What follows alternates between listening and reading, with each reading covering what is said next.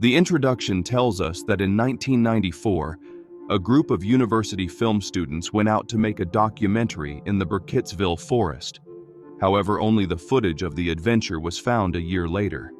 The recording features a woman named Heather, who has a project to make a documentary about a macabre legend. She is preparing to venture out for the weekend to an old town. She is filming her day-to-day and says she will make a documentary to find out more about the legend of the Blair Witch. She will take some books so as not to be bored. One of them is old, in which the tale is told. The scene cuts to the appointed day, and during the continued recordings, we meet Leonard, the one responsible for bringing the camera that will record the content of the witch tale. Inside the house, he asks about the other friend who will go with them, and Heather states that they will soon go pick him up. Minutes later, they stop at the excited adventurer Joshua Williams's house, better known as William. The trio stops at the supermarket to buy supplies so they will not run out of food in the forest. When they stop at a diner for a snack, Heather interviews the waitress and asks if she knows anything about the tale of the witch, but the young woman knows nothing about it. She only says that her older sister came to study a bit about that story. Heather tells her friends that she seeks to add more knowledge, and with the recordings they will make the witch's legend more comprehensible, but they will have to be careful, because such a tale is disturbing. Hours later, the group arrives at the old town of Burkittsville, and on a hill where there is a cemetery, Heather talks about the town. She says that more than 200 families shared the place, however few of them stayed there, since most died. Heather says that people do not have much knowledge about the legend, but the proof of something supernatural is engraved on the gravestones. The group heads into town, and without losing time, Heather already starts asking residents what they know about the legend. A resident recounts the legend, but something very vague, no details, because they had no knowledge, since only the old people used to tell it, but even they did not know if it was real. However, she says that many years ago, 2 hunters went out hunting, and they camped near the cabin that the old folks said the witch haunted, and soon they disappeared and were never seen again. Heather continues the documentary and asks more people about the legend, and some believe it might be real. One of them talks about Mr. Parker, known for being a hermit, who lived isolated from others atop a mountain in an old house in the forest. He adds saying that around 1940, children began to disappear, but with no explanation or clues about the vanishings. After a few years, Mr. Parker returns to town, and to many said that he had ended his isolation, and that left many frightened. The police sought to learn about the man's absence, and soon went to his house, and unfortunately found 7 victims who had disappeared. A resident confirms the story, and adds saying that old Parker was cruel. The resident says the forest is feared because they believe it to be haunted, but there lives in the town a woman named Mary, considered crazy, and she has a story that may interest them. Without wasting time, the group goes to the house to find out more. Upon arriving at the place, they talk to the woman, who proves to be very religious, but still tells about a day when she was young, that while fishing she felt a chill, and ended up seeing a strange old woman with hair over her body, but she did not say anything to her. After that, Heather and her crew leave. At night they celebrate the day, and go to rest for the next day. In the morning, the group packs their things and set off for the forest.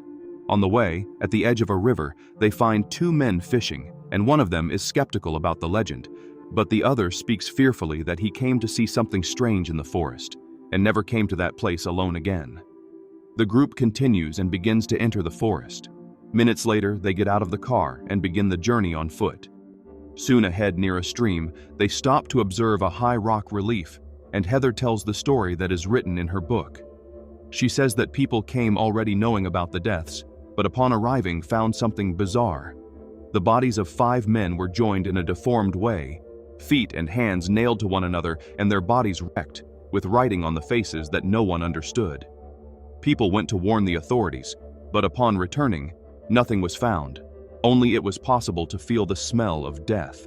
Minutes later, the group prepares to camp and spend the night in the forest. At dawn, the trio gets up, and Joshua says that during the night he managed to hear some sounds, some of animals, but another sounded like a laugh. When they leave the tent and look at the map, it seems they are lost, but Heather says she knows where they are going, and that there is a trail at the top of the hill. Heather aims to reach a cemetery in the forest, where they will discover more things, which makes William worried, since they left the main trail an hour ago, and he fears the possibility that they really get lost. Heather reassures him, saying she knows where she is going. However, the man is not satisfied, because he believed Heather would know how to get to the places. There is a small disagreement between them, because they should have already reached the next place, but they still have not reached the cemetery. Leonard interrupts the two and shows the map, claiming that he knows more or less the position where they are. After a few minutes, the group crosses a stream and soon find a trail.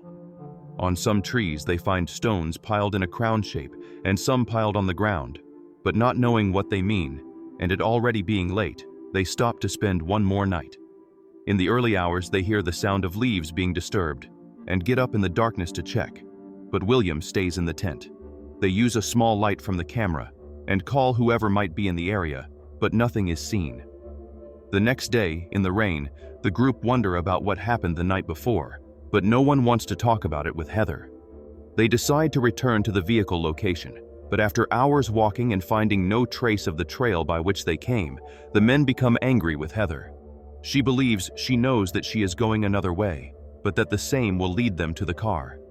After hours walking and having checked the map, the men believe they are lost, even with Heather saying she knows where they are. She asks to camp at the spot and wait one more night because the end of the day is approaching. William shows anger because he no longer wants to spend another night in the forest, and the situation becomes uncomfortable. With no other choice, the group camps. In the early hours around 3 o'clock, Heather hears noises again and wakes Leonard. He also hears sounds like tree trunks breaking. The two get up and film the area with night vision and weak light, but nothing is seen. Panic begins to take hold of the three upon hearing footsteps on the dry leaves, yet nothing is observed. At dawn, the group notices that someone passed by there and piled up some stones around the tent, curiously in 3 spots. This frightens William even more, who no longer wants to stay there and orders Heather to get them out of there. She agrees, however they encounter a problem, because the map is missing and is no longer with them. Leonard says Heather is playing with them, since she wants more material for the documentary and would do anything to continue. Nevertheless, Heather states that the map is not with her. After an argument, the group decides to proceed without aim or direction. For a while they stop to rest, and Leonard says they have a chance. If they do not return by nightfall, certainly they will look for them. The trio follows the river, and William, wanting to be found, shouts desperately. A little ahead, they smile a little, seeming oblivious to their agonizing situation in the forest, when suddenly William reveals, smiling, that he kicked the map into the river, since for him it was of no use. The group fights with the man because their lives depended on the map's orientation. After arguing, the trio remains apart, all upset with one another. The group walks a bit more and finds strange formations made of wooden branches, resembling people hanged. The scene is bizarre, and that seems to have been made for some ritual. This worries the three, and the 2 men want to leave the place, but Heather wants to film the scene. The 2 call for her, and still lost, they shout, asking for help. Obviously, with no response, the group camps to spend the night and decide not to light a fire because they believe they are being followed and disturbed during the night. But later in the early hours, Heather wakes hearing distinct smiles. The noise seems to be some children playing. Terrified, the trio runs out without seeing exactly what is following them. They stop in the darkness and argue about what they just heard. Fortunately, morning arrives and the 3 are fine. The group returns to the tent site, but notice that some of their equipment is missing. William shouts to leave the place at once, and Leonard, irritated, asks Heather to turn off the camera. However, she insists on recording the scenes to complement her documentary. The group continues going south, but do not get anywhere, which discourages Leonard. He says he does not want to spend another night in the forest, and even if it is people playing on them, everything seems disturbing, so they need to get out of there as fast as they can. The trio continues walking. However, a short way ahead, they arrive at the same river crossing they passed earlier, which leaves them perplexed, knowing that for hours they walked in a circle. Leonard becomes furious and screams for all to hear his frustration, and even Heather becomes tearful and fearful with their current situation. They try to calm down, even knowing that they walked straight south, but even so returned directly to the river crossing. Another day ends, and they have nowhere to go. Then they look angrily at Heather, blaming her for everything and for being there. Hunger already begins to leave them disoriented, and Leonard insists on accusing Heather, filming her worried face, claiming that the witch is tormenting them during the night and does not allow them to leave the forest. The accusations make Heather cry, and William asks Leonard to stop. Night comes, and the group shelters in the tent. They reconcile and try to smile a little. After a calm night, they wake up, however only Heather and William are there. They search for him around the area, but no response from the man. After some hours without the missing friend, the two believe he fled alone. Therefore, not wanting to continue the walk, Heather and William set up the tent to spend another night in that disturbing forest. In the early hours, Heather hears cries of despair, seeming to be Leonard, as if he were being attacked. The two friends call him, but only hear screams in response. Fearing for Leonard's life, they decide to look for the friend's whereabouts. Darkness takes over everything, and they cannot find him. The two then return to the tent and argue that the voice sounded like the friend's, but the fact that the man does not answer makes them believe it was not Leonard.